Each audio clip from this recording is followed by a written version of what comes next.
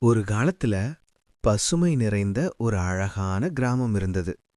ஆனா சில நாட்களா மழை பெய்யாம சூரியன் வெயில் அதிகமாக ஆகிருச்சு.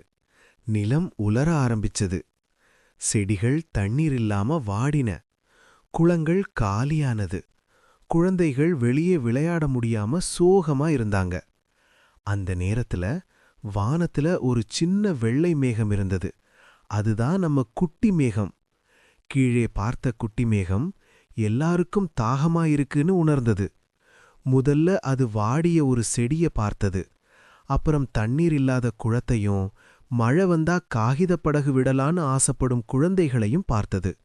எனக்கு தாகமாயிருக்கு, ஆனாலும் என்னால முடிஞ்ச உதவிய செய்யணும்னு அது முடிவு பண்ணுச்சு.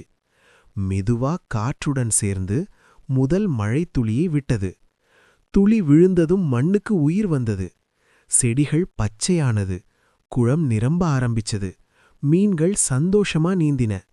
மழை கொஞ்சம் அதிகமானதும் குழந்தைகள் வெளியே ஓடி வந்து மழையில் துள்ளி விளையாடினார்கள். கொஞ்ச நேரத்துக்குப் பிறகு மழை நின்றதும் சூரியன் மெதுவா வெளிவந்து வானத்துல அழகான வானவில் தோன்றியது. குட்டி மேகம் சந்தோஷமா சிரிச்சது.